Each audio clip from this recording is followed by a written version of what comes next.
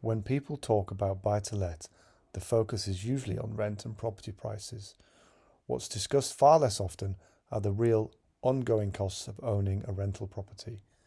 In this video, I'll explain the costs landlords actually face in the UK, not to discourage you, but to help you make realistic decisions. A very common starting point is this idea that rent minus the mortgage equals profit. It's understandable, it's simple, and it's intuitive.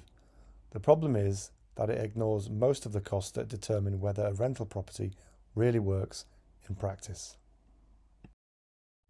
Owning a rental property comes with three broad types of costs. There are fixed costs that happen regularly, variable costs that come and go, and unexpected costs that appear when you least want them to. Understanding all three is essential if you want to buy to let to feel manageable rather than stressful. Fixed costs are the expenses you expect to pay regardless of what's happening with the property.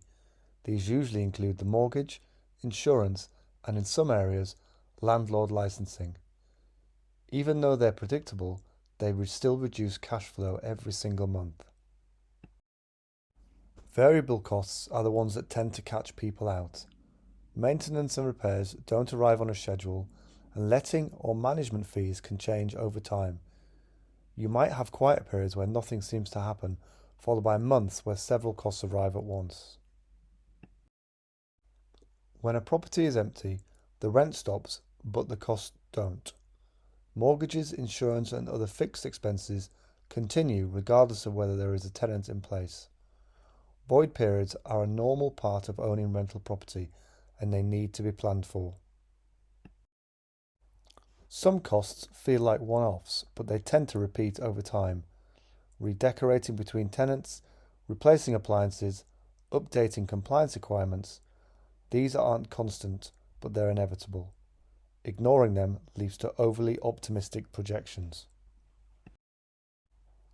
Tax is one of the biggest factors affecting real returns from buy-to-let.